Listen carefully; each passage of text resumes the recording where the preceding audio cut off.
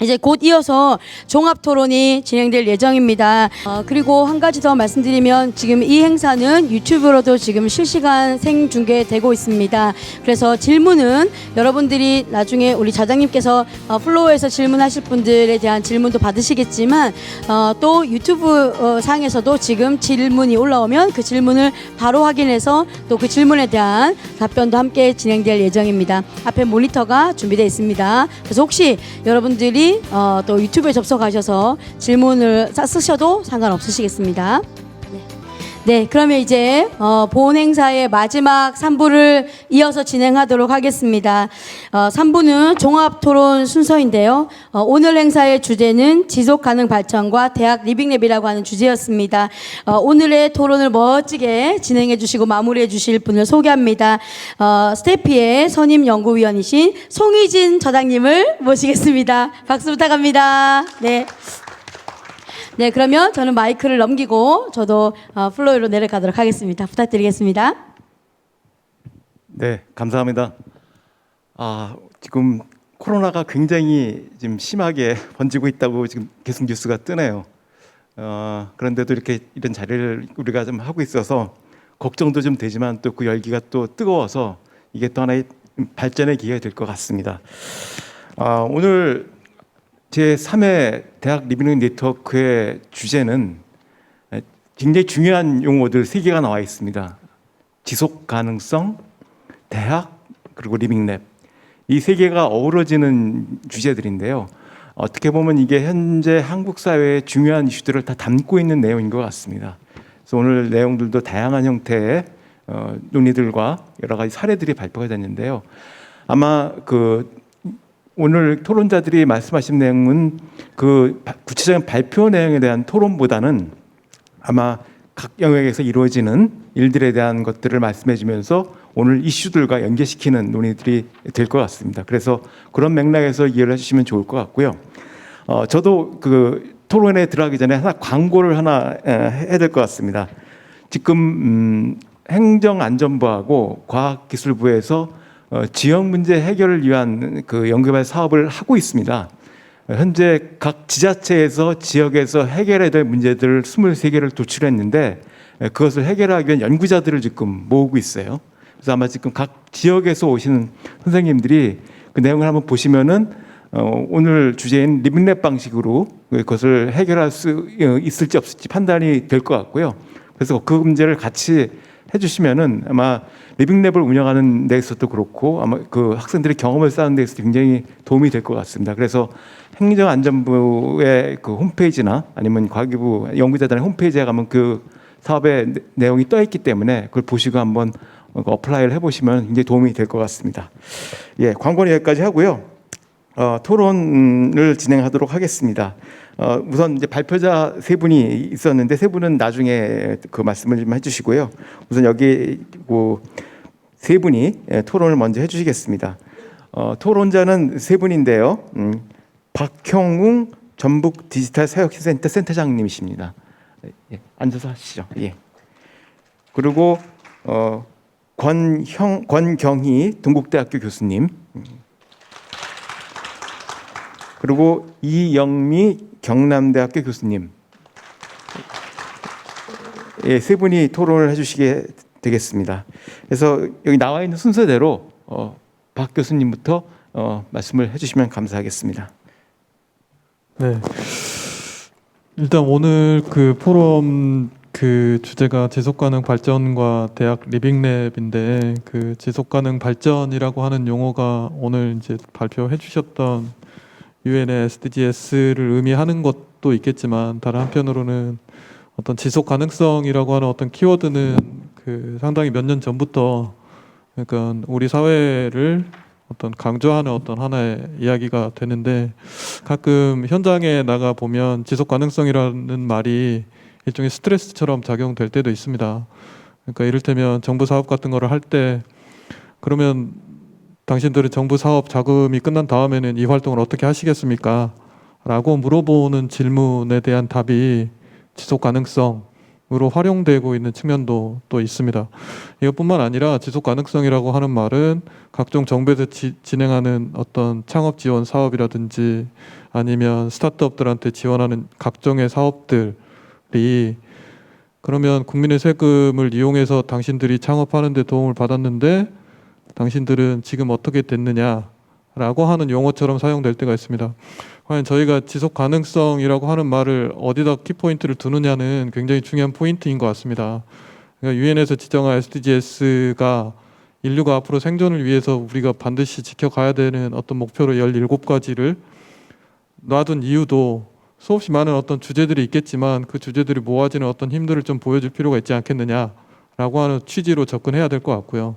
그럼 저희가 일선에서 현장에서 그러면 지속 가능성을 이야기할 때는 과연 지속 가능한 것들을 어떻게 연결 짓느냐라고 하는 거는 여러분 그 사업을 추진하시는 분들이라든지 그 사업을 실제로 진행하시는 분들이 갖고 계셔야 되는 하나의 개념인 것 같고, 그런 어떤 취지에서 제가 약간 말씀드리자면 그 사업이 지향하고 있는 바가 있을 겁니다. 예를 들면 창업 사업일 수도 있고 지역 혁신 사업일 수도 있고, 저희가 오늘 이야기하고 있는 측면은 사회 혁신이라고 하는 측면에서 이야기되고 있습니다. 과연 사회 혁신 운동을 위해서 국가에서 어떤 지원을 해주고 각종 기관에서 지원을 해줄 때 과연 거기에 대한 반대급부로 지속 가능성을 이야기한다면 무엇이 지속돼야 되냐라고 요구할 거냐에 어떤 방점을 찍을 필요가 있고요. 저는 다양한 활동들을 통해서 제가 말씀드리고 싶은 건 저희가 사회 혁신이 필요한 이유는 지금까지 어떤 방법도 통하지 않았기 때문이다라고 하는 인식에서 시작합니다. 따라서 저희가 리빙랩을 사용하든 아니면 SDGs라고 하는 어떤 발전 목표를 세워놓고 어떤 사업을 진행하든지 간에 저희의 궁극적인 목표는 이 운동이 그냥 이벤트처럼 혹은 어떤 성과를 위해서 끝나는 형태가 아니라 이 운동이 이 사람의 삶에서 혹은 이 사람의 어떤 비즈니스에 바로 직접적으로 연관 지을 수 있는 부분에 대해서 혁신이라고 하는 이름의 실험을 담보할 수 없다면 그건 지속 가능한 형태의 저희가 하고 있는 리빙랩이라고 부르기 좀 힘들지 않을까라는 말씀을 좀 드리고 싶습니다. 그리고 오늘 키워드 중에 하나는 역시 대학입니다. 그러니까 대학에서 과연 대학의 지속 가능성은 무엇으로 바라봐야 되냐라고 하는 측면이 있습니다. 한 측은 그러니까 교원들이 있겠고요. 다른 한 축은 학생들이 있습니다. 과연 학생들은 대학을 통해서 어떤 지속 가능성을 발견하고 가져갈 것이냐. 오늘 그 링크 플러스부터 시작해서 다양한 형태의 산학연에 관련된 다양한 프로젝트 사업들에 대한 이야기이지만 학생들의 제1차적인 문제는 역시나 일자리 문제 혹은 자신의 진로에 대한 탐색일 겁니다. 그동안 그 우리나라 대학들은 대학 자체가 갖고 있는 고유한 어떤 학문 추구라고 하는 것뿐만 아니라 부가적으로 요구받는 것들, 이를테면 질 좋은 일자리를 찾아갈 수 있는 어떤 스펙을 쌓는다든지 어떤 종류의 무언가를 하기 위해서 저희는 존재했습니다. 대학은 존재했습니다. 과연 이 시대에도 그렇게 존재했던 기준들이 맞느냐라고 하는 물음을 대학에 던져야 되고, 저희는 SDGs를 포함해서 리빙랩을 포함해서 이것들을 적극적으로 대학에 끌고 와야 되는 이유로 보는 이유는 단지 그렇게 진로를 찾을 때 저희가 지금까지 그렇게 강조했던 그 방향 말고도 대안적인 방법이 있을 수 있다라고 하는 걸 학생들한테 알릴 필요가 있다라고 생각합니다. 그리고 그런 취지 하에 모든 전공 교육부터 시작해서 다양한 교육들의 어떤 체계 역시도 학생들은 대안적인 삶 혹은 대안적인 어떤 자신들의 가치를 추구할 수 있는 어떤 방향이 있음을 알릴 필요가 있겠다라고 하는 어떤 전제가 필요하다라고 봅니다. 그리고 그것들이 프로젝트를 통해서 혹은 지역에서 활동하고 계신 다양한 사회혁신 활동가들하고 교육과정과 본인이 하고 있는 진로와 이런 게 매칭됐을 경우에 저희가 SDGs를 통한 교육이든 리빙랩을 통한 프로젝트든 지역사회 혁신가들하고 함께하는 프로젝트든 의미를 발생시킬 수 있고 지속 가능성을 담보할 수 있겠다라는 생각이 듭니다. 어쨌든 지금은 뭐 질문 타이밍이 아니라서 다양한 뭐 발제해 주신 분들에 대한 어떤 질문 사항들은 이 오늘 그 배포된 자료에 명시를 해 놨으니까 이 명시된 내용들은 여러분들도 좀 한번 이 방송을 시청하고 계신 분들 포함해서 오늘 여기 계신 모든 분들이 한 번쯤은 생각해 보셔야 되는 문제들로 그냥 남기고 이만 말씀드리겠습니다. 감사합니다. 예, 감사합니다. 구체적인 질문은 여기 첨부된 자료를 보시라는 말씀이고요. 계속 강조하셨던 건 이제 이 지속 가능성의 의미에 대해서 말씀을 해주셨습니다. 오늘 발표도 그렇고 토론도 그렇고 여기서 지적이 된 지속 가능성은 방향성을 얘기를 하는 겁니다. 방향성. 그러니까 우리가 왜 대학이 왜 교육을 하지? 왜 연구를 하지? 무엇을 위해 연구를 하지? 무엇을 위해 학생들을 가르치지? 그런 것과 관련된 방향성. 그동안에 우리는 그것이 뭐 직장이 되든지 뭐 경제적 가치가 되든지 이런 것들을 아주 당연스럽게 자연스럽게 받아들여 왔는데 새로운 틀에서 우리 사회가 2050년, 뭐 2100년에 생존하기 위해서는 우리가 어떤 방향성으로 가야 될 것인지 그 디렉셔널리티에 대한 얘기를 하는 개념으로 논의가 되었기 때문에 이제 그런 측면들을 고려해서 대학도 얘기하고 리빙랩도 얘기하자는 이제 그런 질문이셨던 것 같습니다. 예, 다음에는 권경윤 교수님 토론 부탁드립니다. 네, 방금 소개받은 동국대학교 약학대학의 권경윤 교수입니다. 앞서 저희 학생이 아마 발표하는 걸 보셔서 아시겠지만 왜 약학대학이 이 리빙랩에 나와서 주제 발표, 이제 학생들 발표를 하게 됐을까 하고 굉장히 호기심 가지신 분들도 많으셨을 거고 또 어떻게 보면 저희로서는 굉장히 야심만만하게 학생들이 준비를 한 프로젝트이면 틀림이 없습니다. 왜냐하면 저희는 항상 그 틀에 박힌 삶에서 살던 학생들이 약국이라는 위치를 좀 더 벗어나서 지역사회와 같이 호흡을 하고 과연 우리들이 약사로서 앞으로 삶을 살아나감에 있어서 어디에 가치를 두고 살아야 되는가를 익힐 수 있는 이제 그런 장으로서 저희가 리빙랩과 캡스톤 수업을 저희가 몇 년 진행을 해왔고요. 그 결과는 그냥 결론적으로 말씀드리면 굉장히 저 자신에게 굉장히 고무적이고 우리 학생들에게 삶의 가치를 방향성을 갖다가 잡아나가는 데서 굉장히 중요한 수업이 되었을 것이다라고 저는 믿어 의심치 않습니다. 그리고 특히 오늘 발표해 주셨던 세 분의 연자분들 오늘 여기 와서 제가 사이버로 뭐 유튜브로 듣지 않고 현장에 오길 정말 잘했구나 하는 생각이 들 정도로 굉장히 몰입해서 들을 수가 있었는데요. 사실 저희 같으면 약학대학이 이제 현재 4년제에서 6년제로 바뀌었고 저희가 2022학년도부터 통합 6년제라고 해서 학생들이 고등학교를 졸업해서 약대로 이제 진행을 하게 되는 학제의 대변혁이 지금 눈앞에 있는 상황이고 각 대학마다 커리큘럼을 지금 만들기 위해서 많은 노력들을 하고 계십니다. 근데 오늘 발표해 주셨던 세 분의 발제를 제가 들으면서 제가 앞으로 우리 약학대학생들과 함께 앞으로 그 미래 수요에 부합하기 위해서 약학교육이 앞으로 어떻게 바뀌어 나가야 될 것인가에 대해서 정말 진솔하게 생각할 수 있었고 그동안에 잊어버리고 있었던 그 약학대학에 있어서의 그 사회적 책무를 굉장히 많이 생각할 수 있는 굉장히 좋은 자리가 되었다고 생각이 좀 들고요. 그래서 오늘 그 발표해 주신 그 한동순 교수님께서 발표해 주셨던 그 50페이지 보시면 그 지속 가능 발전 시스템 전환이라고 하는 그 슬라이드에 보시면 그 병원과 이제 저는 이제 약학대학에 있다 보니 제가 아직은 그 리빙랩에 있어서 큰 그림을 제가 방향성에 대해서 말씀드리긴 약간 외람된 것 같고 일단 저희 쪽 분야와 같이 생각을 해본다면 현재 그 병원과 치료 중심의 보건의료 시스템에서 시민 예방 돌봄 중심의 보건의료 시스템으로 이제 바뀔 것이다라는 이제 슬라이드 갖다 제시를 해주셨는데요. 보셔서 아시겠지만 이제 점점점 고령화 사회가 되고 예방 중심의 이제 많은 사회 이제 구조가 이제 바뀌어 나가면서 사실 저희 약대에서 그동안 또 지역 약사님들이 가지셨던 가장 고민거리는 여러분들 제가 발제문을 드렸던 130페이지에 보시면 하나 이렇게 보건복지부에서 발표하신 지역사회 통합 돌봄 기본 계획이라는 그 그림이 있습니다. 그래서 여러분들께 이걸 제가 제시해드렸던 가장 큰 이유는 저희가 그 리빙랩을 통해서 저희 동국대학교도 마찬가지지만 많은 과에서 학생들이 좋은 아웃컴들을 갖다 많이 만들고는 있는데 그 많이 만든 그런 내용들 특히 저희가 보건의료의 그 스마트 헬스 이쪽 분야에서 보시면 많은 앱들이 개발되고 좋은 아이디어들이 있지만 그 현실 적용을 할 때 있어서 과연 그 중앙정부에서 추진하고 있는 이런 기본적인 그 틀과 이렇게 매칭이 되느냐가 상당히 굉장히 중요한 부분들이 있습니다. 그러니까 다시 말씀을 드리면 그 약사법이라든가 의료법이라든가 하는 기본적인 제도의 틀에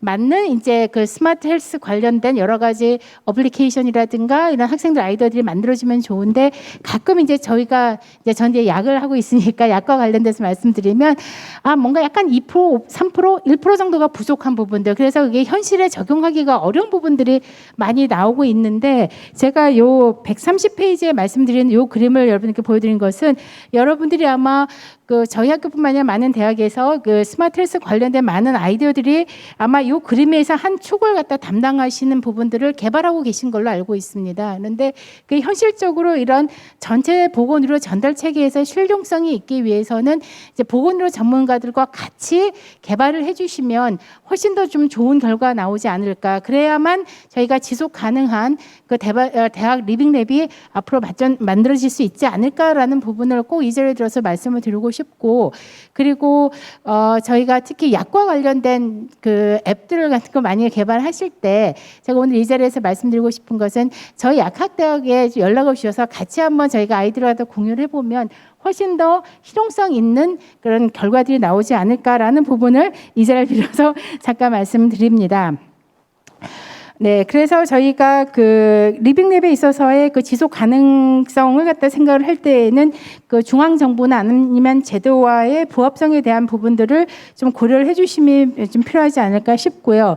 그리고 제가 제시했던 그 마지막 이제 발표 자료를 보시면 사실 이게 대학에서 이제 제가 약대 학장을 4년을 하면서 느꼈던 많은 부분들은 저희 학교에서 진행하고 있는 리빙랩이라고 하는 좋은 프로젝트에 일반적인 교수들을 참여를 시키는 거가 생각보다 굉장히 어렵다라는 거.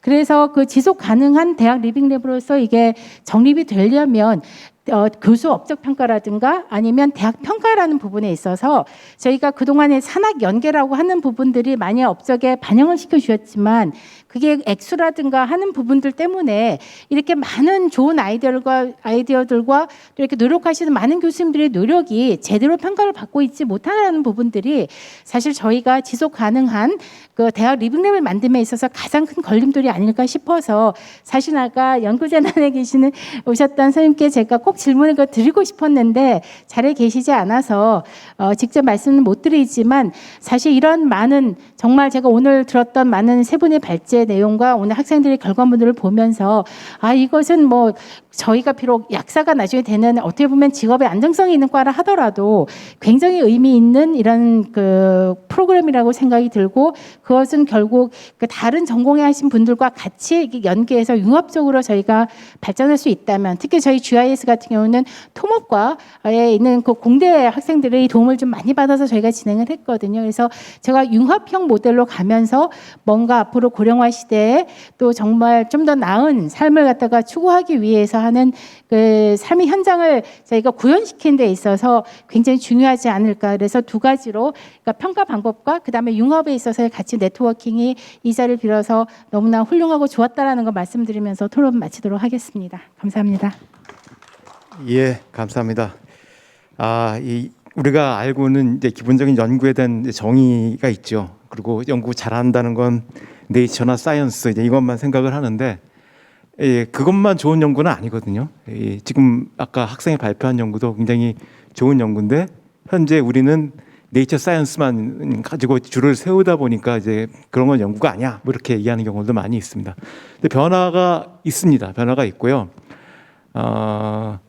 지금 이제 그걸 뭐 초학제적 연구, 뭐 트랜스디스플리너리 리서치라고 그러는데 이제 제가 이제 과학에서 정책을 하는데 그것을 다루는 그룹들에서 기존에 우리가 알고 있는 네이처 사이언스 연구 말고 그 각 분야가 융합되고 그리고 현장 활동가와 연구자가 결합이 된 그런 유형의 연구도 충분히 의미가 있고 그런 것들을 위한 펀딩이 이루어져야 한다는 얘기들을 시작을 했습니다. 특히 이제 스위스나 그리고 이제 독일어권 지역에서는 아예 그쪽의 연구재단에서 이런 프로젝트를 수행을 하면서 이 과제를 수행하는 방법, 평가 방법 이런 것들을 개발을 하고 있거든요. 그래서 그 부분들에 대해서 연구재단이 좀 해달라 이렇게 말씀하시면 안 되고요. 선생님들이 이 힘을 모아서 요구를 하셔야 됩니다. 절대 안 바뀝니다. 그건 안 왜냐하면 기존에 일하는 방식들이 있기 때문에 그 틀에 따라서 하거든요. 그래서 좀 전에 말씀하신 그런 것들을 구현하기 위해서는 여러분들이 그런 내용을 외부에서 좀 가져오거나 아니면 이러저러한 형태로 뭐 이런 네트워크에서 주장을 하거나 그런 방식을 통해서 요구를 해야지만 바뀝니다. 그래서 이건 굉장히 중요하거든요. 왜냐하면 리빙랩을 운영해서 거기서 논문을 쓴 학생도 결국 평가를 받게 되는데 선생님들이야 자리를 잡았으니까 별 문제가 안 되지만 그 학생들이 자리를 잡아 나갈 때는 리빙랩에서 했던 활동들이 평가를 제대로 받아야만 되거든요. 근데 그게 어려운 부분들이 있기 때문에 이건 아마 이 대학 리빙룸 네트워크에서 좀 더 전략적으로 방향을 잡고서 평가제도 변화와 관련된 작업을 하시면 좋을 것 같습니다. 제가 갑자기 좀 흥분을 해서 이게 대학 평가뿐만이 아니거든요. 기관 평가 다 해당이 됩니다. 연구개발 사업 평가에 해당이 돼가지고 우리와 같이 이제 문제 중심에 접근을 하는 연구들이 불이익을 받게 돼 있어요. 애초 사업 기획 때는 문제 해결을 한다. 그렇지만 나중에 평가할 때는 다시 논문 이렇게 가는 경향들이 많아서 그거에 대한 불식은 결국 우리가 문제를 제기해야지만 된다는 것을 강조하고 싶어서 그랬습니다. 다음은 이영미 교수님 부탁드립니다. 네, 반갑습니다. 저는 경남대학교 산업디자인학과 이영미입니다. 저는 여기 계시는 오늘 사회를 진행해 주신 정은희 교수님, 지역센터장님의 초대로 이 자리 하게 되었고, 오늘 앞에 발제해 주신 발제자 선생님들과 또 토론해 주신 선생님들이 워낙 전문가이시기 때문에 제가 여기에 또 어떠한 질문을 한다는 게 좀 그럴 것 같고요. 저는 오히려 작년에 정은희 교수님과 함께 진행했던 경남대학교 UOK 그 리빙랩 모델 사례를 좀 더 얘기하는 게 맞을 것 같았습니다. 그래서 작년에 그 저희 이제 창원 마산에 있는 노산동에 문학관이 있습니다. 거기 가는 곳에 지역 주민들이 의뢰가 들어온 거는 그 가는 길에 벽화가 굉장히 오래되어서 훼손되어져 있는데 이걸 어떻게 환경 개선할 방법이 없을까? 이렇게 해서 이제 저희 디자인과로 얘기가 들어오게 된 겁니다. 그래서 실제 저희 과에는 그 벽화 활동을 하는 친구들도 있었고 봉사활동을 많이 하고 있었는데 저는 개인적으로 벽화 활동에 그렇게 긍정적이지는 않았습니다. 왜냐하면 단기적으로는 굉장히 좋은 결과를 보일 수 있지만 장기적으로 오늘 발표 주제이기도 한 지속 가능한 부분에서 조금 마음에 걸리는 부분이 많았습니다. 이 벽화는 처음에는 보기가 좋지만 여러 가지 환경 요인에 의해서 1년, 2년이 지나면 훼손이 되고 거리에 흙물이 되는 경우가 많았기 때문에 정말 그 지역의 주민들이 또다시 벽화를 원하는 것인지 궁금했습니다. 그래서 지난 여름 내내부터 지역 주민들과 학생들과 계속 회의를 했었고 지역 주민들이 원하는 것이 정말 무엇인지에 대한 부분을 오랜 기간 회의를 통해서 알게 된 것은 꼭 벽화는 아니더라도 이 거리가 항상 문학관 가는 길 주민들이 이용하는 거리가 늘 가고 싶은 거리 그리고 지나갈 때마다 즐거울 수 있는 거리를 원하셨습니다. 그래서 그렇다면 우리가 그냥 학생들이 단순하게 무언가를 아이디어 내서 진행하는 게 아니라 정말 주민 참여형 리빙랩 프로젝트를 해보자. 그래서 정말 쉽지는 않았습니다. 저희과 학생 40명과 1, 2, 3학년 40명 학생들과 그곳에 이제 지역 주민들 그다음에 각 통장님들, 그다음에 지역사회 활동가 하시는 분들이 같이 굉장히 많은 분들이 회의를 했더니 너무나 많은 의견이 나왔고 중간에 투표를 하기도 했었고 과연 무엇이 좋을까에 대한 방향을 이끌어 나가는 책임의 역할이 굉장히 힘들었습니다. 그래서 역시나 주민과 함께 마음은 저희 경남대 유오케 리빙랩 모델처럼 함께 넓게 오래 깊게 하고 싶다라는 취지로 시작을 했지만 많은 고비들이 있었습니다. 그러나 회의를 통하고 또 점점 진행해 가면서 학생들도 주민들도 서로가 이해하고 협력을 해나가면서 그 공간에 벽화를 그리지 말고 정말 우리 학생들이 도와줄 수 있는 일시적인 효과는 있지만 장기적으로 이 거리를 주민들이 계속 이용할 수 있으면 뭐가 좋을까라는 회의 끝에 만든 부분은 그러면 아마 조금 연배가 있으시면 옛날 그 영화 제목이 있어요. 미술관 옆 동물원처럼 저희가 문학관 옆 갤러리를 만들자. 그래서 주민 참여형 갤러리를 만들자. 그래서 지역 주민들에게 그 워크숍 수업도 했어요. 그 문학관이기 때문에 그 시를 이용한 시화전 그림도 워크숍을 진행을 했었고요. 그 다음에 관 내에 있는 어린이집 학생들에게 작품을 받아서 작품도 모으고 그래서 그 작품들을 저희가 정말 아무것도 없는 벽면을 저도 조금 무모하게 시작을 했던 게 원래 벽화를 시작할 때는 모든 게 세팅되어져 있는 상태에서 그림을 시작하는데 정말 훼손되어 있는 자체 거기서부터 출발을 하다 보니까 학생들과 지난 6개월 동안 매 주말마다 그 벽화를 긁어내는 작업부터 페인트 칠하는 작업, 그림 밑그림 작업부터 해서 그 다음에 저희가 기성 제품을 전혀 가져오지 않고 저희가 직접 마산역을 배경으로 하는 그 목재를 이용해서 레일로드를 만들기도 했고, 그 위에 이제 주민들의 워크숍을 통해서 나온 작품들을 가지고 작품 전시를 붙이는 일을 만들었었습니다. 그래서 이게 일회성의 그 이벤트성의 어떤 환경 발전을 위한 것이 아니라 주민들이 지속적으로 관심을 가지고 할 수 있는 공간을 만들자는 취지에 맞게끔, 아무래도 그 주민분들이 본인이 하신 시화전 작품이 대문을 열고 나왔을 때 바로 보여지는 그 기쁨을 느끼는 어르신을 보면서 아, 정말 지난 6개월 너무나 힘들었지만 하길 잘했다. 내가 그런 마음 먹었던 게 조금은 후회가 되고 앞으로는 정말 학생과 주민들을 내가 더 따뜻하게 좋은 방향으로 이끌어 나가야겠다는 생각을 많이 했습니다. 그래서 아마 주민들과 함께하는 지역을 위한 그런 역할로서 대학이 또 해나가야 될 부분이, 힘든 부분이 많겠지만 앞으로도 지속적으로 더 관심을 가지고 노력을 해야 될 것 같습니다. 저는 오랜 시간 같이 해주시면 저는 짧게 하도록 하겠습니다. 감사합니다. 예, 감사합니다. 저 거기 갔었습니다. 비 오는 날 우산 쓰고 그 벽화 갖고 얘기 잘 들었습니다. 어떻게 했는지. 그래서 경남대가 가지고 있는 주민 참여의 필살기 얘기도 좀 들었고요. 근데 어쨌든 이제 이러한 흐름들이 로컬한 수준에 그치는 것이 아니라 그 필살기도 다른 대학이나 다른 영역에 확산도 시켜야 되고, 그리고 경남대 내에서 이루어졌던 그런 활동들이 또 다른 영역으로 확장이 돼야 되는 이런 과제들이 있습니다.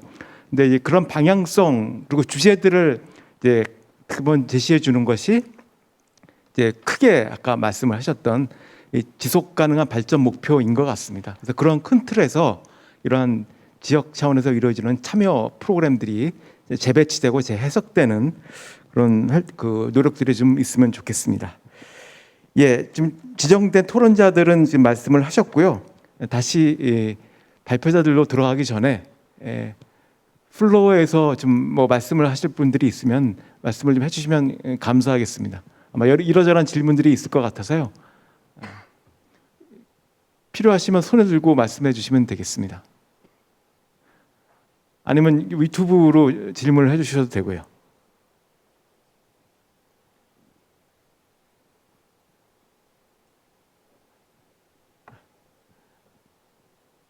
예. 그 이창원 박사님께 질문하고 싶습니다. 사실은 이제 준비하신 내용은 굉장히 많았는데 시간이 짧아서 급하게 이렇게 넘기신 슬라이드가 너무 아까웠는데요. 그래서 저희가 이제 오늘 이 행사가 대학 리빙 네트워크 포럼이기 때문에 아무래도 대학에게 이런 지속 가능 발전을 위한 나름대로의 그런 방향성이나 혹은 역할에 대한 부분을 조금 더 제언해 주셨으면 좋겠는데, 그와 더불어서 좀 우수한 사례나 혹은 우리 그 국내에서 진행되고 있는 또 대학의 차원에서 진행되고 있는 그런 뭐 지속 SDGs 이행을 위한 좀 그런 체계적으로 진행하고 있는 대학의 사례가 혹시 있으면 좀 얘기해 주시고, 혹시 없다면 아까 그 일본 대학 얘기 잠깐 하다가 마셨는데요. 그 부분도 혹시 좀 더 추가해 주실 부분 있으시면 좀 해주시면 좋겠습니다. 제가 말을 잘 못하는 사람이라서 네. 일단 일본 사례 부분들을 얘기하기 전에 유럽 사례가 있어요. 그 사례 부분들을 좀 잠깐 갖고 왔는데 그걸 좀 보여드릴게요. 잠깐만요.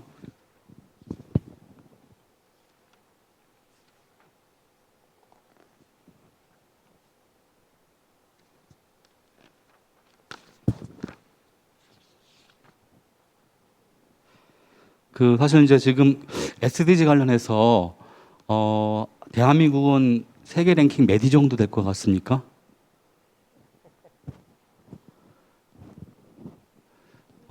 일본보다 랭킹이 높을까요? 아니면 낮을까요? 예, 낮습니다. 낮고 아까 말씀드렸던 것처럼 일본의 중앙정부나 지방정부 차원 혹은 대학 차원의 그 역할들은 굉장히 많은데 그건 이따가 말씀을 드리고요. 일본의 한 10위권 아니고 저희가 20위권 좀 하반기 쪽에 있는데 주로 이제 제일 잘하는 지역이 유럽입니다. 제가 이제 갖고 온 게 발트대학교 프로그램이라는 게 있어요. 그러니까 스웨덴이 지금 세계에서 1등으로 알고 있습니다. 근데 그쪽 지역에 옵살라 대학이 있어요. 이쪽에는 그 다학제, 아까 말씀드린 것처럼 다학제 간, 그리고 이 협력과 연구 개발 프로그램들을 진행하고 있고 석사, 박사 과정의 프로그램들을 갖고 있거든요. 아마 이제 지금 인터넷상에서 한번 발트대학교, 옵살라 대학의 프로그램을 한번 치시면, 구글로 들어가시면 아마 프로그램이 굉장히 잘 나와 있어요. 그리고 요즘에는 또 실시간으로 이렇게 번역이 되더라고요.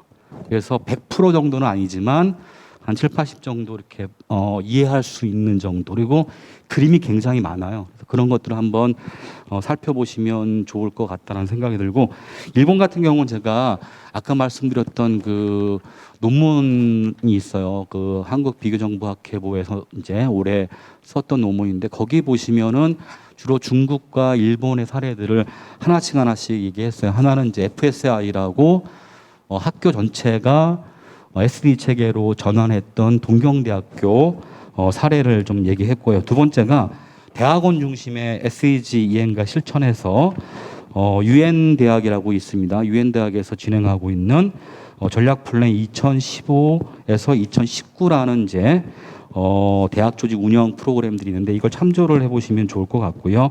여기는 이제 세 가지 정도의 이 테마를 갖고 있습니다. 첫 번째가 지속 가능한 사회, 자연자본과 생물성 다양성, 그리고 지구 환경의 변화와 회복력이라는 이제 이 테마를 가지고서 SDG 1번부터 17번까지의 과제들을 수행해 나가는 그런 프로그램들을 운영하고 있다는 거고, 아까 말씀드렸던 중국 청와대에서 SDG 연구원이 연구원이 있는데, 여기는 아까 말씀드렸던 이 석박사 과정뿐만이 아니라 중국 내 관련 정부기관이라든지 다양한 기관들의 어떤 글로벌적인 SDG 파트너십들을 구축하고 플랫폼을 좀 만들었던 그런 사례들이라고 볼 수가 있습니다. 여기도 마찬가지로 인터넷에 들어가서 청와대 글로벌 SDG 연구원을 치시면은 영어 버전, 중국어 버전이 있어요. 근데 영어 버전은 뭐 구글로는 바로 이제 번역이 되니까 참조해 보시면 좋을 것 같고요. 일본 내 사례 보면은 이제 제가 한 대여섯 개로 나눴어요. 첫 번째가 SDG 테마 소개와 온라인 자료실 구축이라는 이제 예를 들었는데, 일본에 이제 정책연구대학원 대학이라는 학교가 있습니다. 여기는 학생들이 대부분 70%가 외국 유학생이에요. 사실 우리도 지금 지방대학교 보면은 대학원 과정들이 외국인들이 굉장히 많이 오더라고요. 저도 사실은 이제 충북대학교나 여러 군데서 이제 박사과정 수업을 했었는데, 여기에 이제 몽골 쪽 학생들하고 중국 학생들이 많이 와요.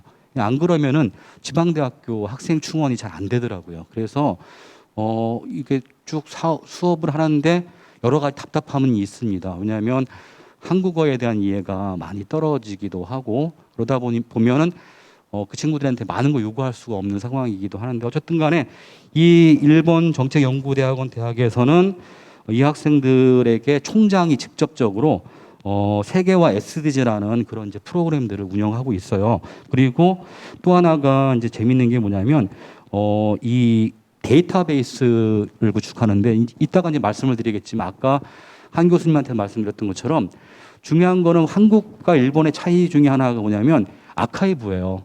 진짜 우리나라는 열심히 일을 하는데 불구하고 이걸 잘 정리를 못하는 것 같아요.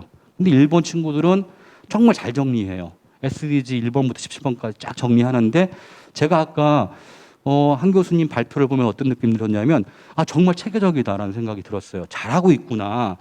오히려 일본의 대학 홈페이지보다 훨씬 더 잘 정리돼 있어요.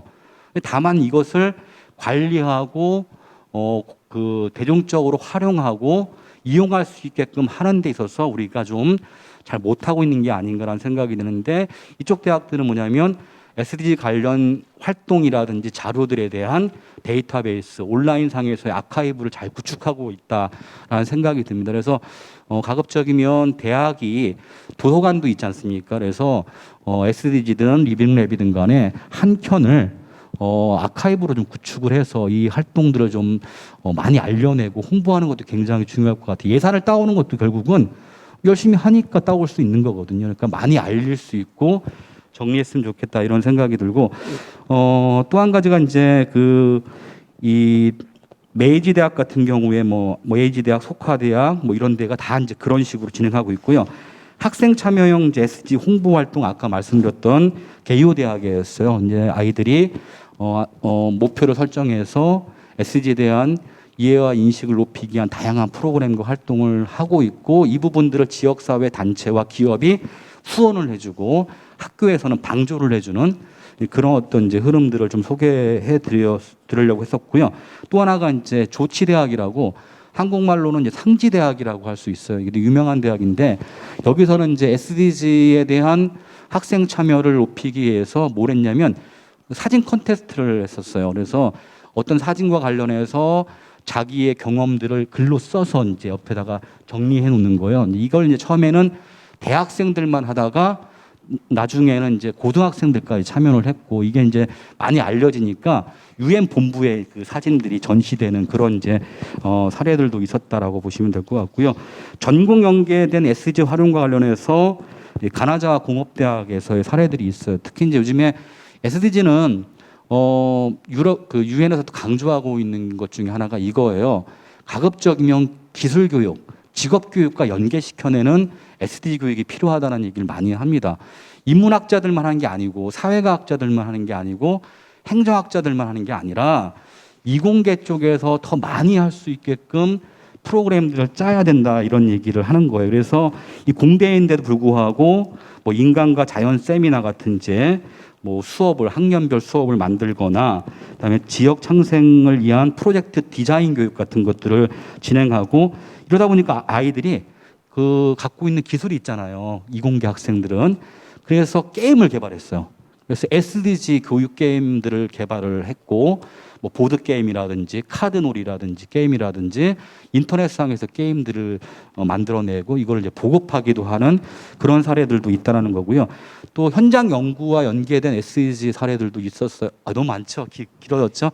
죄송합니다. 나중에 한 번 더 불러주시면 얘기하겠습니다. 예, 죄송합니다. 예. 죄송합니다. 탄력을 받으셔서 쭉 나가셨네요.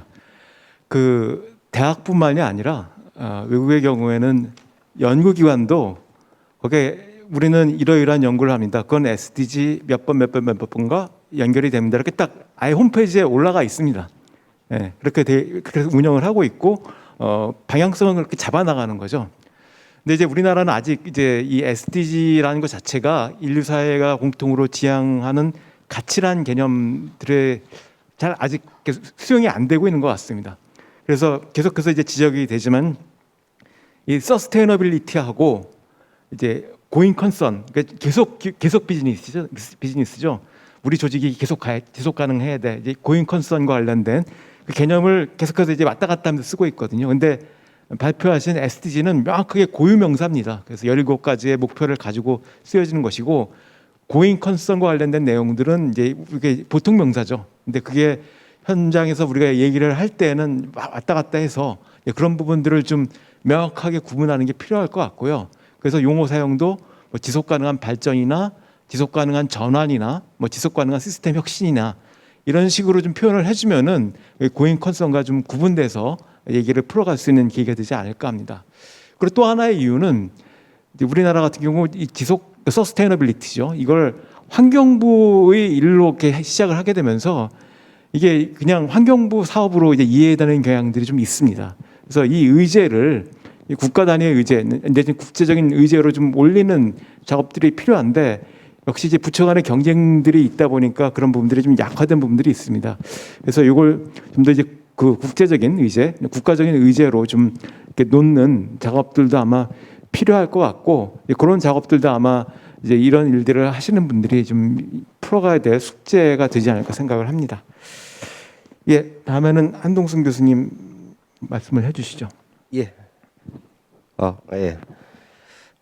사실 이제 전주대에서도 이제 그런 어떤 지속 가능성을 고민하면서 지역혁신센터 만들고 여러 가지 활동을 소개를 해드렸는데 사실 가장 어려운 거는 자기 자신의 혁신이 아닌가 생각이 듭니다. 그러니까 링크 플러스 사업이 지속적으로 뭐 산학 협력을 같이 해 나가고 지역 혁신을 하고 이런 얘기들 많이 했지만 그 결과들 보면 외적인 거에 대한 얘기만 계속 해왔다는 거거든요. 결국은 대학 내부가 어떻게 바뀌어야 되는지에 대한 얘기는 전혀 하지 않았다는 거예요. 링크 플러스 사업 모든 사업들이 다 이제 그랬던 부분이 있는 거죠. 그래서 저는 사실 이제 그 지속 가능한 대학의 혁신이라는 건 결국 자기 자신의 혁신이 돼야 된다고 생각을 하고 있고, 이제 그래서 저희가 이제 대학 내에서 5가지의 비전 선포식을 하면서 5가지 과제를 만든 건 결국 우리 대학의 전체적인 목표가 이렇게 바뀌어야 된다라는 걸 일단 먼저 선언을 하고, 이제 그 부분을 갖다 하나하나 실천해 나가는 게 필요하다.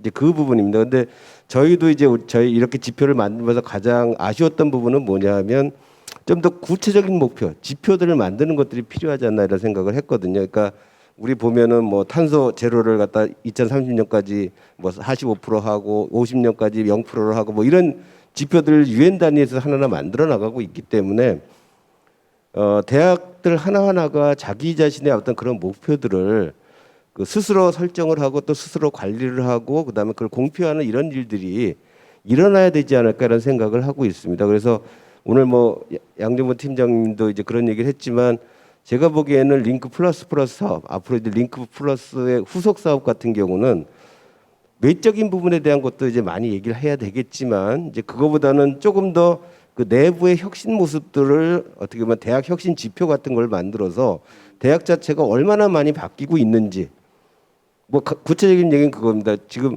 뭐 재생에너지를 많이 써야 되고 태양광을 설치해야 된다고 말은 하지만 얼마나 많은 대학이 자기 그 놀고 있는 지붕에다 그 재생에너지를 설치하고 있냐 이거죠.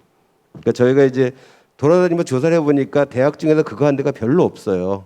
다 지붕이 놀고 있습니다. 그러면 대학 내 많은 학생들이 교수님과 같이 대학 내 우리가 어떤 공간에서 태양광을 설치할 수 있는지 찾아내고 그 찾아낸 것들을 건의하고 본부에서 그걸 받아들이고 아니면 직접 설치를 하거나 아니면 학생들이 창업을 해서 그걸 설치하고 관리할 수도 있거든요. 그러니까 그런 식으로 일들을 만들어 나가야 된다고 생각을 해요. 또 이제 많은 플라스틱 이런 것들 쓰레기들 대학 내에 다 널려 있습니다. 그럼 그거 그냥 쓰레기통으로 다 가고 있거든요. 그러면 이런 부분들을 스스로 분리하고 또 학생들 스스로 그걸 갖다 분쇄해서 새로운 어떤 뭐 플라스틱 관련된 뭐 섬이라든지 실을 만들고 아니면 뭐 펠릿 같은 걸 만들어서 그걸로 제품을 만들 수도 있어요. 그 산디과라든지 디자인학과 학생들은 좋은 디자인을 갖고 플라스틱 제품을 만들 수가 있습니다. 그런 기술들은 널려 있고 인터넷 찾아보면 다 있어요. 근데 그런 실천들을 지금 안 하고 있는 거거든요. 괜히 어떻게 홍보할 수 있는 거리를 찾아가지고 남들 잘하고 있는 도시생 가가지고 이렇게 같이 숟가락 얹고 이런 일들을 하고 있는 게 사실이거든요. 그래서 가능한 한 이제 앞으로 우리 링크 사업이 됐던 대학 내 혁신 사업을 됐던 좀 더 자기의 모습을 바라볼 수 있고 자기 얼굴에 지표들을 하나씩 만들어 가면서 그 지표를 공표하고 또 그걸 점검해 주는 이런 시스템들을 총장 산하에다 관리 기구를 두면서 그런 일이 돼야 되지 않을까 생각이 듭니다. 그러니까 지금 SDGs 같은 경우도 지금 국가 단위에 있고 또 지자체별로 다 있고 기초지자체 다 있어요. 그렇지만 형식적인 어떤 그 서로 간의 거버넌스가 유지돼 있고 지원금 좀 주는 정도지 그것이 실질적으로 중앙정부나 지방정부가 하고 있는 일들을 이 SDG 뭐 협의회나 협의체가 그걸 관리하거나 감시하지 못해요. 아직도. 그리고 이런 활동에 시민들의 참여가 너무 적어요.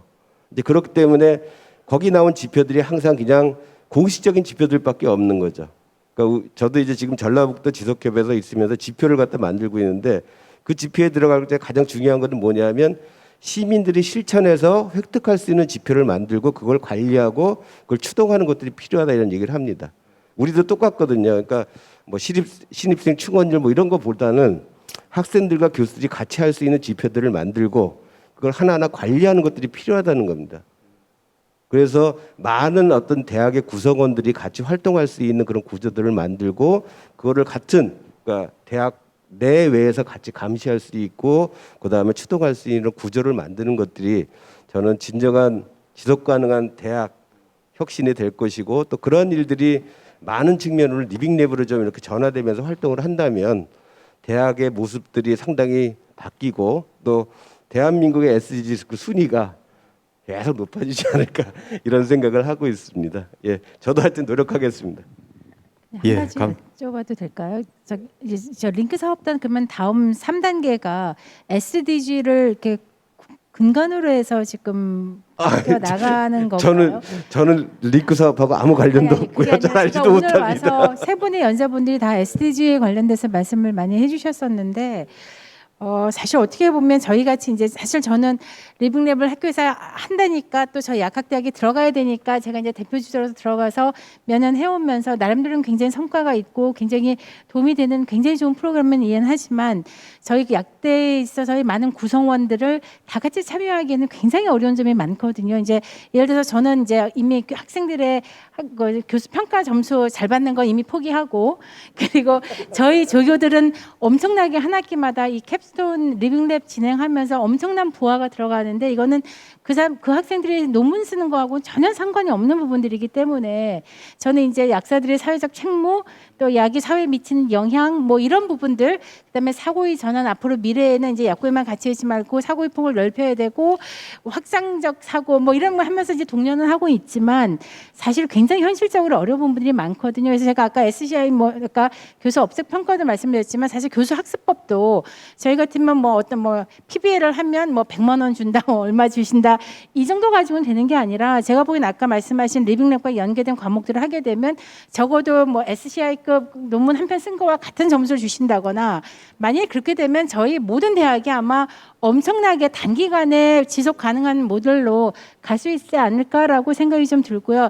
이건 사실 제가 리빙랩 관련돼서 몇 번 제가 이제 뒤에 경청하면서 정말 이게 근본적으로 해결되지 않으면 이거는 그냥 참여하신 교수님들만의 소소의 리그이지 전체 국가적 차원에서 우리가 선진국 레벨로 들어가기 위한 뭔가 도움 뭔가 좀 전법을 할 수 있는 계기가 안 될 거라고 생각이 들고요. 저도 지금 계속해서 저 약대에서 저 혼자만 열심히 지금 이걸 하고 있는 입장에서 많은 젊은 교수들을 정말 이건 굉장히 의미가 있고 좋은 건데 하려면 이제 교수 평가, 그다음 더 나아가서는 대학교 평가를 아까 물론 이제 리빙 네트워크에서 제가 보기엔 같이 만들어서 국가에 이렇게 제안을 하시는 거가 뭔가 좀 더 빠를 것 같고 아까 이공계의 참여도 말씀하셨는데 이공계 교수님들요.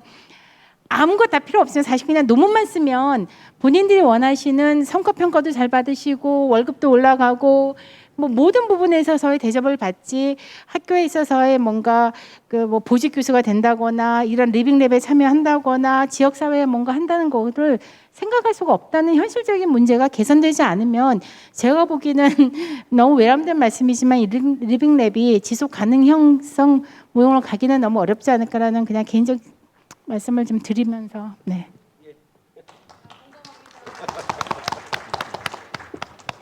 사실은 이제 저희가 대학 리빙랩 네트워크를 만들고 네트워크에서 이제 이런 논의를 하는 것도 어떻게 보면 일종의 압력이거든요. 그러니까 저희 스스로가 지금까지 결과를 갖다 이제 고민을 하고 고민했던 내용들 같이 발표하면서 동지들을 규합해 나가는 것들이고 또 이런 목소리가 교육부도 전달이 될 것이고 또 학교 내에서 여러 이제 그 본부 측에도 이제 전달되는 게 아닌가 생각을 하고 있습니다. 근데 뭐 들리는 얘기에 의하면 상당히 이제 그런 부분으로 접근하고 있다는 얘기들도 많이 하고 있고요. 이제 그렇기 때문에 아무래도 이제 링크 플러스 사업 자체가 이제 그렇게 좀 바뀌어 나간다는 건 되게 고무적이겠죠. 그렇기 때문에 저희도 이제 그런 부분에 좀 더 노력을 해서 다음번 어떤 링크 사업 같은 경우는 좀 더 의미 있는 사업으로 좀 더 발전돼 나갈 수 있도록 이렇게 계속적으로 저희가 밀어내는 것들이 필요하지 않을까 이런 생각은 하고 있습니다. 예, 이제 중요한 얘기가 나왔는데요. 지금이 어떻게 보면 기회입니다. 왜냐하면 현재 이제 사회적 가치와 관련된 여러 가지 담론들이 많이 이제 나오고 있고 법률도 이제 사회적 가치 기본법 같은 것들이 만들어지고 있습니다. 거기선 이제는 공공 영역에서 그 활동의 핵심은 사회적 가치다라는 얘기들을 하고 있는 거거든요. 그러니까 교육이나 R&D나 이게 공공 영역에서 이루어지는 활동들인데 그것의 사회적 가치를 우리 높이 평가를 해야지. 산업적 가치 그리고 기존에 왔던 이제 과학기술적 가치 같은 맥락에서 이해를 해야 된다는 것이죠. 근데 그 동안에 사회적 가치는 전혀 의미 있는 일들이 아니라 그냥 가외 작업 내지는 그냥 좋은 일, 봉사활동 정도로 치부되어 왔는데 이런 구도를 바꾸는 작업들이 필요하고 그런 공간들이 열리기 시작을 했습니다. 근데 문제는 그런 공간이 열린다 하더라도 당사자들이 주장하지 않으면은 절대 안 바뀝니다. 절대 안 바뀌기 때문에 그것을 위한 활동들을 해야 됩니다. 그렇지 않으면 안 바뀌거든요. 왜냐하면 그동안에 그 네이처 사이언스 논문 중심으로 이렇게 이루어진 그 시스템 그리고 그것과 관련된 이해 당사자들 뭐 정보 시스템 이런 것들이 너무나 견고하기 때문에 이런 부분들에 대해서 당사자들이 요구하지 않으면 그게 하나씩 바뀌지가 않습니다. 그래서 그런 활동들을 일정 부분 조직화하는 노력들이 필요하고요. 이거는 사회 문제 해결이나 아니면 리빙랩이나 이런 활동들을 하시는 선생님들이 좀 더 좀 조직적으로 작업을 하실 필요가 있습니다. 그리고 만약에 링크 플러스에서 평가 기준에 우리가 좀 전에 얘기했던 SDG와 관련된 그 방향성 그리고 거기 관련된 지표들이 들어오기 시작하면 말씀하신 대로 확 바뀔 수가 있거든요. 그래서 그런 부분들은 아마 이제 오늘 우리 이 대학 리빙랩 네트워크 포럼의 결과물로 좀 정리를 해서 그것이 뭐 지자체가 되든 아니면 연구재단이 되든 아니면 부처가 되든 뭐 과기부가 되든 교육부가 되든 그걸 좀 제시할 필요가 있습니다. 그래서 그런 작업들이 앞으로 좀 이루어졌으면 하는 바람이고요. 저희가 이렇게 얘기하는 동안에 유튜브에서 질문이 하나 올라왔답니다. 그래서 그 내용을 좀 보고 말씀을 나누도록 하겠습니다. 올려주시죠. 우리 서정주 제시님이 지금 올려주셨네요. 이건 저기 약자 선생님께서 권경 선생님께서 말씀해 주셔야 될 것 같은데요.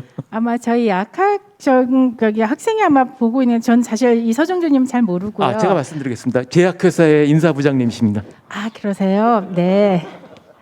사실 아까 제가 잠깐 말씀드렸으면 저희가 약대가 4년제에서 그다음 6년제로 바뀌면서 2+4에서 약학대기 전공 과목만 저희가 수업을 하고 있다가 2022학년도부터 이제 통합 6년제로 해서 교양부터 저희 약대가 총괄을 해서 저희가 수업을 하게 됩니다. 그래서 사실 제가 오늘 굉장히 감동 깊게 앞에 새 연자분들이 말씀을 들었던 것은 여기서 추구하시는 왜냐하면 저희가 이런 수업이 필요한 건데 어떤 명분을 가지고 끌어갈 것이냐 할 때 UN에서 SDG 부분을 좀 걸면서 저희가 넘어갈 수 있는 부분이 굉장히 많을 것 같고요.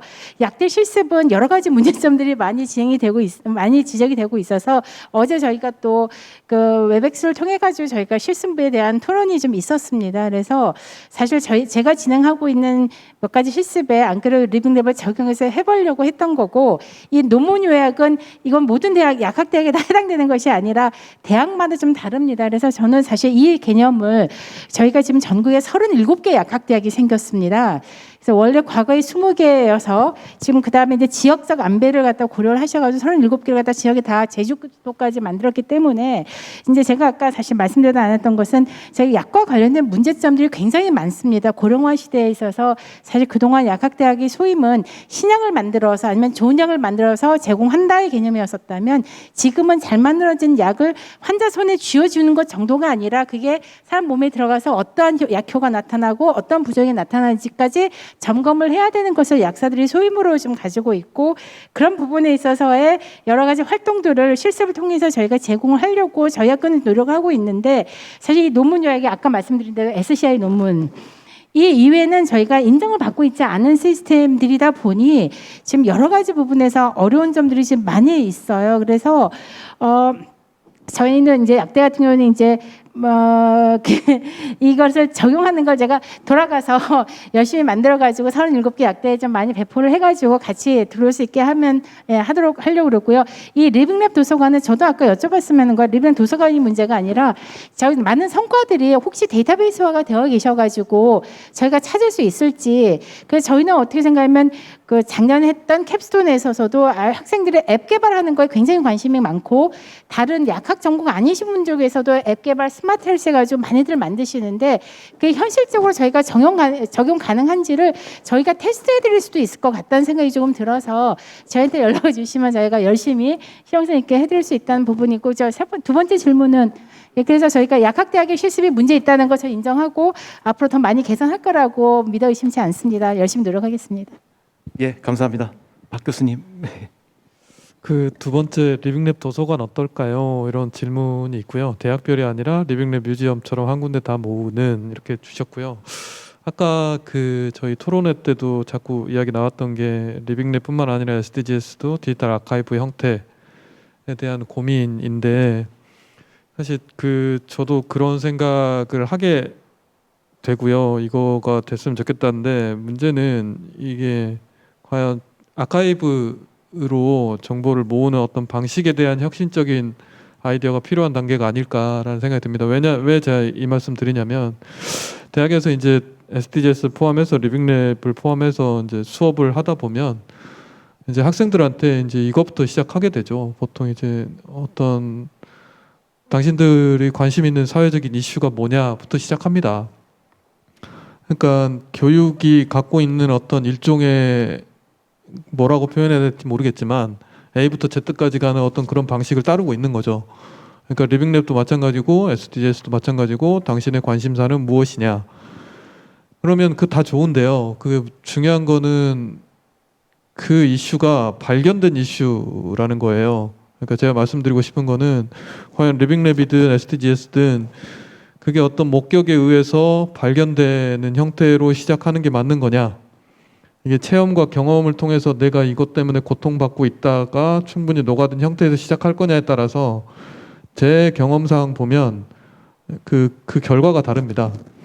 그래서 제가 이 말씀 드린 이유는 리빙랩 해야 되니까 아니면 어떤 문제를 해결하기 위해서 내가 어떤 프로젝트 해야 되니까라고 시작하는 것은 일종의 교육에서 사회적 가치의 중요성 내지는 그 17개가 되는 SDGs를 학습하는 과정에서 이런 사회적 프레임이 있으니 나도 어떤 나의 가치관이라든지 이런 학습의 범주 내에서 한번 경험해보자 쪽으로 분류해야 되고 실질적으로 프로젝트 내지는 지역사회에 적용시켜야 되는 어떤 프로젝트까지 가서 고민해야 되는 단계는 이미 내가 이것 때문에 너무 고통스럽고 저녁에 잠이 안 올 정도로 나는 이 학대받는 동물이라든지 환경이라든지 식물이라든지 사람에 대해서 충분히 오랜 시간 고민하고 고통을 받아왔고라고 하는 사람들이 그 문제를 해결하기 위해서 모이는 어떤 그런 형태로 좀 구분될 필요가 있다라는 말씀을 전제로 드리고, 그래서 방금 말씀해 주셨던 리빙랩 도서관이라 함은 어떤 사회적인 이슈들에 대한 어떤 그 사회 문제에 대한 뱅크 측면이 있겠고요. 다른 한쪽에는 그것으로 해결됐던 것들이 존재해야 된다고 봅니다. 왜냐하면 그 어떤 문제를 해결하기 위해서 처음부터 시작할 필요는 없다가 전제돼야 된다는 거죠. 어떤 형태의 아카이브든 어떤 형태의 뮤지엄이든 그 무엇이 되든지 간에 그 전에 충분히 해결에 대한 노력을 해왔고 문제를 이미 충분히 정의해왔고 어느 정도의 실험을 했지만 현재 이게 퍼지지는 못한 단계에 있는 프로젝트들이 너무너무 많습니다. 따라서 리빙랩 프로젝트를 시작한다라는 이름으로 그걸 A부터 다시 시작할 필요는 없다. 다시 시작할 필요가 없는 플랫폼을 만든다면 그것이 이를테면 아까 말씀하셨던 어떤 리빙랩 도서관 내지는 아카이브 형태가 되면 어떨까라는 생각이 듭니다. 게다가 또 지금은 다른 나라에서 어떤 시도들이 있는지를 충분히 알고 있어요. 아까 한 교수님 말씀하셨듯이 제로 플라스틱 혹은 플라스틱을 이용한 어떤 산업 비즈니스의 활성화는 저희가 A부터 시작할 필요가 전혀 없습니다. 이미 유럽이라든지 다른 쪽에서 비즈니스까지도 거기서 수익을 내고 훨씬 어떤 에코시스템 만들어 정착해 놓은 사례가 있어요. 저희가 해야 될 거는 그것들을 가져와서 대학에다가 하면 되고 거기에 관심 있는 학생들과 교수님들이 거기에 붙어 있으시면 돼요. 그 성공 사례를 가져다가 전주대학교에서 혹은 경남대학교에서 혹은 동국대학교에서 그걸 쓰면 됩니다. 저희가 음식물 쓰레기를 분리하고 음료수에 그 찌꺼기와 국물을 분리하고 다시 플라스틱 컵만 모으는 이 쓰레기통을 리빙랩이라는 이유로 얼마나 전국적으로 많은 프로젝트를 A부터 Z까지 하신 줄을 아시면 정말 깜짝 놀라실 겁니다. 근데 중요한 거는 그걸 또 하고 있습니다. 그 이유는 뭐냐면은 그거에 대한 완전히 괜찮은 아이디어와 괜찮은 혁신적인 방법이 아직 나왔지 않기 때문이기도 한데 저희가 리서치하지 않았기 때문이기도 합니다. 저희는 어느 단계까지 가 있는 그거를 가져다가 거기서부터 리빙랩을 다시 시작할 수 있는 형태의 온라인 디지털 아카이브가 필요한 시점이다라고 보고 있고요. 그것의 완성 시점을 저는 아까 SDGs에 어떤 태그를 붙이고 거기에 대해서 자기 스스로가 몇 점짜리이고 나중에 지속 가능성을 어떻게 담보했고 이 프로젝트를 추진한 사람이 거기에 대한 의견과 답을 남겨서 현재도 그게 지속되고 있는지를 밝힘으로써 그 프로젝트의 종결을 할 수 있는 권한을 가질 수 있다고 보거든요. 만약에 그게 아니면 종결되지 않은 그 프로젝트를 누가 새로 시작한 분이 가져다가 종결을 할 수도 있는 구조까지 가야 진짜 어떤 의미로는 아카이브를 통한 진정한 의미의 협력적 구조가 만들어질 것 같아서 일단 제가 이제 뭐 데이터 사회혁신센터를 전북에서 하는데 적어도 전북 지역에서는 그런 형태가 고민될 수 있도록 한번 내년에 예산 들어오는 대로 이거를 실험 삼아 플랫폼을 굉장히 쉽고 간편하게 제가 말씀드렸던 것들이 될 수 있는 걸 한번 시도해 보도록 하겠습니다. 네, 기대해 주십시오. 이 방송 되니까요. 반드시 지키셔야 됩니다. 예. 아카이브 만든다. 예. 예. 굉장히 중요한 그 시도인 것 같습니다. 예, 저도 예. 그러니까 저희가 이제 대학 리빙랩 네트워크를 운영하고 있고 또 운영교들이 같이 모여서 논의를 하고 있습니다. 그러면서 저번에 이제 경남대에서 모였을 때 TF 팀이 만들어졌고요. 그 TF 팀에서 이제 첫 번째 할 일은 이제 교육용 콘텐츠를 한번 만들어 보자. 그래서 이제 그 논의 구조가 이제 만들어지고 있고요. 또 하나는 이제 글로벌 아니면 대학 간의 연대에서 할 수 있는 리빙랩 프로젝트를 한번 구성을 해보자. 그래서 그것도 이제 아마 내일에 이제 한 열 몇 개 정도 대학이 모여서 내일 그거에 대한 논의들 좀 상세히 할 것입니다. 그래서 이제 그러한 논의들을 좀 기반으로 해서 오늘 나온 의제, 그러니까 아까 이제 박효영 교수님이 했던 얘기들도 포함해서 그러니까 대학에서 여러 가지 나왔던 여러 가지 사례들을 리빙랩 사례들 좀 이제 아카이브하고 이런 거에 대한 고민들도 같이 한번 저희가 해보도록 하겠습니다. 그래서 우리가 이제 어떻게 보면 계속 뭔가 쌓아나가는 이런 그 프로젝트들이 될 수 있고 또 서로 간에 이제 협력할 수 있는 프로젝트가 될 수 있도록 그리고 환경들을 어떻게 만들어갈 수 있는 고민들을 같이 하도록 하겠습니다. 예, 지금 이제 시간이 이제 많이 돼서요. 이거 안 하면 큰일 난다라고 생각하시는 질문 있으시면은 해주시면 좋겠습니다. 예, 마지막 질문입니다.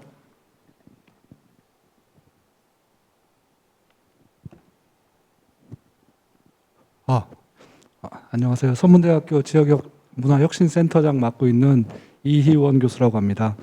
오늘 이렇게 앉아서 하겠습니다.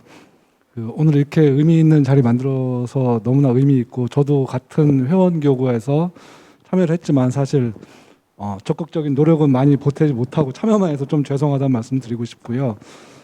저는 아까 이제 권 교수님 말씀, 박 교수님 말씀 다 동감이고요. 특히 이제 뭐 발제자한테 대한 질문은 아니고요. 저희가 어차피 포럼교가 회원교가 있고 하기 때문에 향후에 우리 회원교들이 앞으로 어떠한 움직임을 해야 되는지 이런 거에 대한 제언을 드리고 싶어서 말씀드리게 됐고요. 뭐 32개 학교 전체가 똑같이 노력을 해서 뭔가 목표를 달성해야 될 텐데 저도 지역문화혁신센터를 하면서 가장 어려운 점이 교수님들을 움직이는 거예요. 말씀대로 학교가 교육, 연구, 봉사 세 가지 중에 연구를 필수로 하고 있기 때문에 교수님들이 이런 일을 사업을 참여하고 프로그램 돌리는데 굉장히 적극적으로 하기 힘들거든요. 왜냐하면 이게 교과 외에 수업은 한 학기만 열심히 신경 쓰면 되지만 이거는 1년이 될 수도 있고 AS도 해야 되고 지속 가능하게 해야 되기 때문에 굉장히 노력이 많이 들어가거든요. 아이디어도 많이 필요하고. 그래서 저는 우리 포럼에서 이런 것, 그런데 근데 그렇게 하려면 학교의 교수 업적 평가 시스템이 바뀌어야 되고 교수 업적 평가 시스템이 바뀌려면 결국 교육부의 대학 평가 시스템이 바뀌어야 되거든요. 그래서 아까 이창원 박사님의 이제 그 지속 가능한 그 과제를 수행하기 위해서는 제도와 정책이라는 항목이 있더라고요. 여러 가지 방법, 뭐 재정 다 있지만, 근데 우리는 뭐 예를 들어 재정도 지금 지원받고 있고 한데 제도와 정책 부분에서는 우리끼리만 너무 고생하는 게 아닌가 이렇게 해서 한계가 있다고 저는 분명히 보이고요. 만약에 교육부라든지 연구재단과 교육부는 뭐 불가분의 관계에 있겠지만 그래도 부서는 다르기 때문에 위에서부터의 어떠한 변화가 없이는 밑에다가 이렇게 계속해서 사업 실적만 내라고 하는 거는 5년, 10년째 됐죠. 지금 15년, 20년 되면 고갈이 될 겁니다. 그래서 그런 부분에 대해서 우리 포럼에서 오늘 이렇게 모였다고 하면 어쨌든 한 가지라도 의결을 하고 이런 거에 대해서 오늘 당장 뭐 서면 동의를 받지 못하겠지만 이런 거에 대해서는 뭐 향후에 이어지는 뭐 다음 달이든 누군가 페이퍼를 작성해서 이런 거에 같이 해서 뭐 대학 총장님이 아니라 교육부나 이런 데 같이 건의할 수 있는, 이렇게 해서 좀 우리는 이익 단체는 아니지만 어떠한 공동의 목적을 달성하기 위해서 정책 제언을 할 수 있는 그런 자리는 된다고 봐요. 그런 것들을 할 수 있는 액션으로 나가기를 저는 희망하는 바입니다. 이것으로 그냥 질문은 아니었기 때문에 마치도록 하겠습니다. 감사합니다. 예, 감사합니다. 제가 말씀드리고자 했던 내용을 얘기해 주셨는데요. 그러니까 만약에 이제 제4차 대학 리빙 네트워크가 포럼이 열린다면은 그 주제를 대학 연구와 사회적 가치를 반영한 평가 제도의 도입 뭐 이런 주제를 잡아가지고 그 일종의 이제 포럼이죠. 하면서 담당 공무원, 그러니까 과기부의 R&D 평가 담당 공무원, 교육부의 대학 평가 담당 공무원, 그리고 이제 대학 교수들 이렇게 모여서, 그리고 정책하는 사람들 그래서 한번 하는 것도 좀 괜찮을 것 같습니다. 물론 이걸 하려면 준비를 좀 많이 하셔야 됩니다. 일정한 정도의 일정한 그 정책 리포트 같은 것들이 좀 있어서, 조사 리포트들이 있어서 그걸 중심으로 막 얘기를 풀어가셔야만 이제 이게 의미가 있을 것 같고요.